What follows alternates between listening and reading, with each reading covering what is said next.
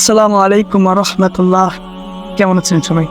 আশা করি আল্লাহ তাআলার অশেষ রহমতে ভালো আছেন।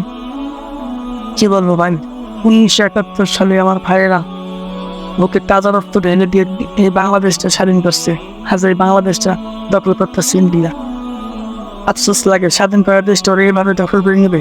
দেখেন ওরা দখল করবে এইভাবে, ট্রেন চলবে, তারপরে ওরা ষড়যন্ত্র করে ট্রেনে ঢিল মারবে, তারপরে বলবে ট্রেনের নিরাপত্তা দরকার, তারপরে সেনাবাহিনী ক্যাম্প বসাবে, তারপরে দেশটা এইভাবে দখল করবে। আমার শহীদ ভাইরা পাকিস্তানের সাথে বুকে তাজা রক্ত ঢেলে দিয়ে দেশটা স্বাধীন, আর এখন উল্টাটা স্বাধীন করার দেশটা দখল করতেছে ইন্ডিয়া। ভাই এভাবে আমাদের দেশটাকে তাড়িয়ে দেবে, যেভাবে মায়ানমার আর রোহিঙ্গাদের তাড়িয়ে দিয়েছিল সেভাবে আমাদের দেশকে তাড়িয়ে দেবো। আপনারা তো ভাবছেন যাই হয় হোক দেশটা তো উন্নত হচ্ছে না। ভাই এই দেশটা অধোগতি যাইতেছে। আসেন সবাই মিলে একসাথে প্রতিবাদ করি। বাংলাদেশের বুকের উপর ট্রেন চলাচল রাস্তা দেওয়া হবে না। আশা করি কথাগুলো বুঝতে পারছেন। আসসালামু আলাইকুম ওয়া রাহমাতুল্লাহি তাআলা ওয়া বারাকাতুহু।